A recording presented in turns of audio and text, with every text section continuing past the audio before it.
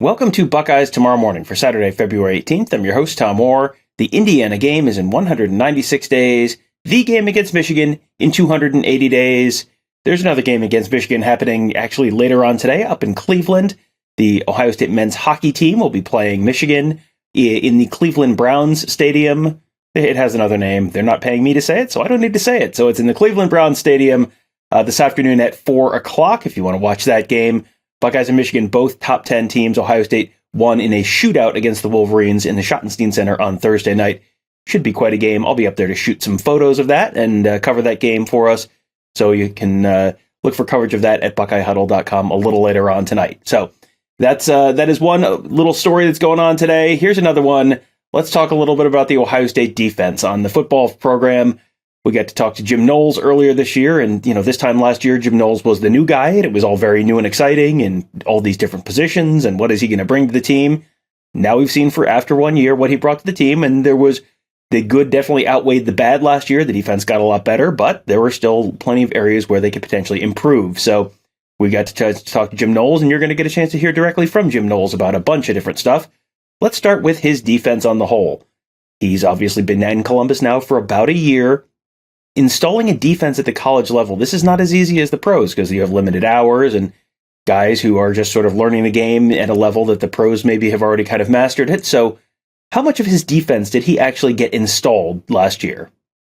I'd say we got out of everything I hoped to do during my time here at Ohio State, we probably got up to maybe 2/3 of it. Is that better than hopeful? Oh, yeah. Yeah, I mean, it's there's a lot to it, and there's a constant management of, how much to put in, and then, because the burden on the players, really, that's where it becomes. And you want them to be able to play fast, and so it's a constant judgment call. But I thought it took me a lot longer other places I've been. In addition to having a little bit of a history now when he's returning for year two, Jim Knowles also has a new linebackers coach, an assistant, graduate assistant to be specific, named James Laurinaitis, who's got a little bit of a history at Ohio State all by himself. So a former captain, a former All-American at Ohio State. How exciting is it to have James Laurinaitis now working alongside Jim Knowles? It's always exciting when you have a guy to come in and coach with you who also has his picture on your wall, I've seen the guy every day for a year, so now to meet him in person, he's a legend, All-American, pro, Buckeye, and having a veteran core of linebackers coming back, I think it's good to have someone come in who can work with them individually, technique-wise, and maybe do some different things that I've done. So I'm interested to see what he brings in terms of technique, less on the system, but more on how he actually played the position and the things that he believes in. Laurinaitis, a three-time All-American at Ohio State. That is pretty rarefied company. But of course, not every great player turns into a great coach. So what is it that Knowles sees in Laurinaitis that makes him think that Laurinaitis will be able to make that jump? He's passionate, he's committed, he understands the game, both the micro and macro detail. He's just a football guy all around, who's intelligent and hardworking, played the game at the highest level. There's so many positives for him in terms of his career. There are a lot of things that a former All-American, former longtime pro like Laurinaitis, with obviously long and extended ties to the program itself, could bring to the team, could bring to the Ohio State program. So what is Knowles really hoping to get out of Laurinaitis this year? I think, number one, he brings that love and passion for Ohio State and instant credibility with recruits and players. Instant credibility. Yeah. And then what he can do with it, like I was saying earlier, is that, okay, we have a system, we have veterans, and now let's see what kind of techniques and nuance, that's the technique and nuance that he brings to the position. Whereas I may have coached something one way, he can say, well, this is how I did it, or this is how we did it in the NFL. This is what helped me make plays. This is, he say, I made a lot of plays using this technique, you know. So the system's going to be the system, but he can bring a lot of new things to our players, and that'll be good for them. This time last year, Knowles talked about the fact that he was just giving everyone a clean slate. He wasn't going to be going back and really evaluating a bunch of film from the previous defense because it was a different defense and they were going to be doing different stuff and asking guys to do play different roles. So it was really kind of treating it as a clean slate. So now that it's year 2, is that the case again this year? Is this another clean slate year? Yeah, there's not there's film, there's video now. Yep. You know what I mean? And there's that's what we're spending our time going through right now. Initially, even before we move on to talk about the system and where we want to go with it, we're talking about each player individually, because you can pull their plays, right, and you can look at their strengths and weaknesses. So now that I have a year under the belt, my job is to say, okay, with the guys we have coming back, what do they do best? And talk about those things. It's not that what I know, but it's what they do best. And now we have video to look at. Spring football is always a good time to try out some new things. You will see them guys playing in positions that you will never ever see them playing again. But it's just, let's see if this safety can play corner. And 2 practices later, he's back at safety and never see him at corner again. It's like, okay, we have the answer there. But it kind of doesn't hurt to try, and maybe you'll find something. So how do you balance experimentation like that with the obvious need that you also have to get the defense installed, get things done, figure out positional battles, and all of that stuff? Yeah, I think the experimentation part of it, which is always fun for guys who are creative to do, probably about 25%. I think we'll want to look at some things, some ideas that I have in spring. In that 25%, but 3/4 of it has to be getting better at the base techniques, things we need to do, to win every game, and the things looking at the explosive plays, things that might have hurt us, and being able to show those to the players, and then saying, okay, this is how we're going to fix that. Not necessarily with a call or a creativity, because I like that and I put a lot of onus on myself to do that. Anytime a defense doesn't work, I blame myself. But that's not the world the players live in. They live in, okay, how are you going to get me better, coach, at these fundamentals, techniques? So you have to invest at least 3/4 of spring ball doing that, getting better.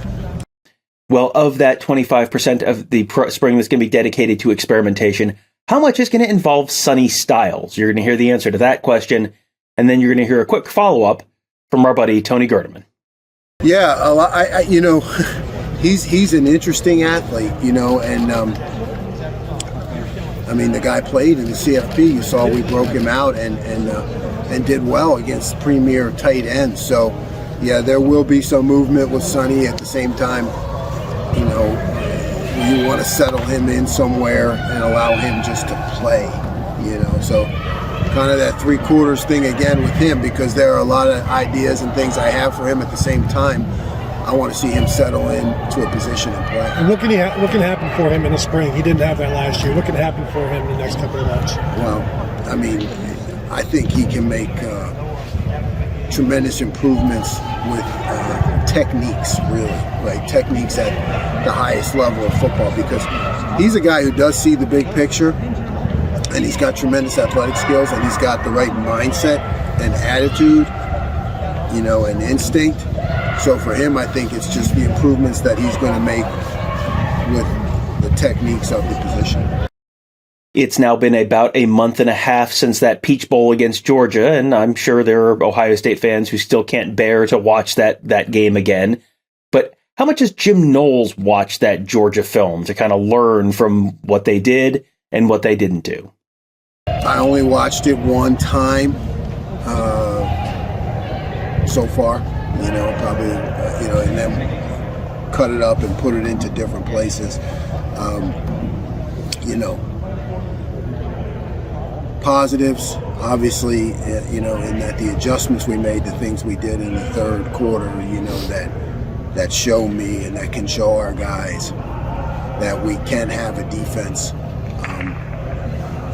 that wins the national championship. When you look at that, you want to go back and look at how a premier offense and a great quarterback, the things that they did to hurt us. We want to make sure that we look at those. But at the same time, you can emphasize the positives and the good things we did against their tight ends and the things that they were strong at that we did well at. So it's just so valuable because it's the best competition in the country. You know what I mean? So you're not speculating anymore. You can actually say, look, here's how this held up, good and bad, against the best competition in the country. Ohio State is going to be replacing some big names on this defense, but they did get a lot of guys back, including both of their linebackers. That's a potentially really big thing for Knowles' second year. So how big really is it to get Tommy Eichenberg and Steele Chambers back? Yeah, that's huge. I mean, getting Tommy and Steele back, those guys now, they know the system. They know me. We work so well together. I feel like they made massive improvements throughout the season. I've broken down them individually, so now I can kind of give them a plan on what we want to do. And you're right, it is not a position of stress because you feel good about them, and I can really look at working with some other areas. College football players are obviously always looking to get better, and for guys like Eichenberg and Steele Chambers, what are some specific areas where that they might really be able to improve this year? Steele is a guy who has, very coachable, has athletic skills. So we want to really work with Steele on his hands and like the inside fight, like inside the box. He operates well on the perimeter, and he did fine inside. But I think as he grows in his career and next level stuff, he's going to have to face those physical challenges inside by really using his hands more. And I think there's a lot of things that we can do with Tommy in terms of pass coverage and getting him involved in getting his hands on the ball more, just working with him more on route progression and those kind of things. I mentioned off the top of the show that there was a lot of areas of improvement for that Ohio State defense, but one area that did not improve was big plays. Oh boy, did that not improve in some really crucial moments. So how much do those big plays that they allowed against Georgia and Michigan, how much does that really still haunt Jim Knowles and keep him up at night? And how much is he thinking about maybe switching some things up to change those results? Oh, it haunts me all the time. But I mean, switching things up, that's not the answer, because I think we do that well enough. I think when you look at the extensiveness of our package and the different calls, we had enough change-ups, but it's a matter to me of like any time a play goes bad, I always want to critique myself on the call on that play and that situation, and if I had it back, blah blah blah. What would I do? Those are the things that keep me up. But really, it's just about the technique of, and I've got to be, now that I'm coming into year 2, I've got to be even more demanding and push and put on more steam with the players individually on the preciseness of the technique. That's and I got to really bear down.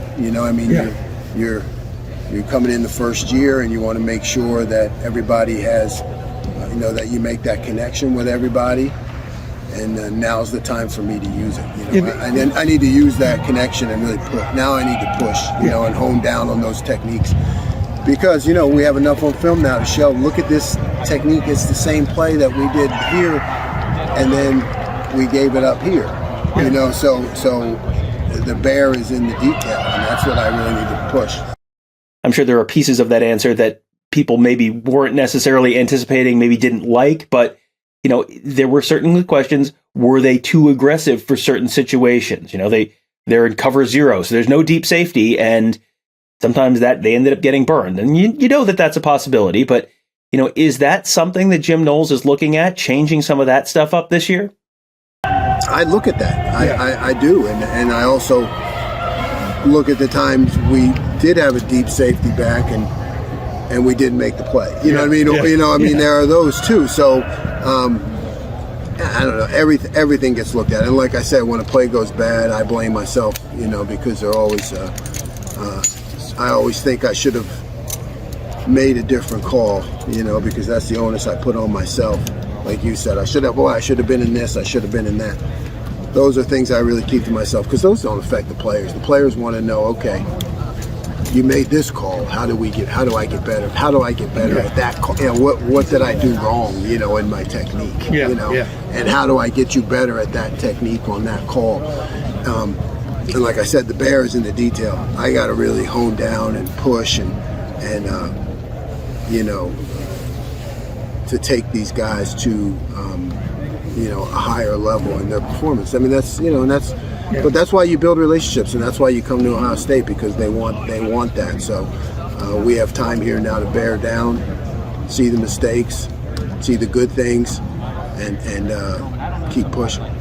Well, that will do it for today. We will obviously have another show tomorrow. Tomorrow you're going to be hearing from Mark Pantoni, which is someone that we get to talk to about once a year. And that's always really interesting to hear from him. So there will be a lot of good stuff in there. That's a guy whose job has changed a lot over the last year or so.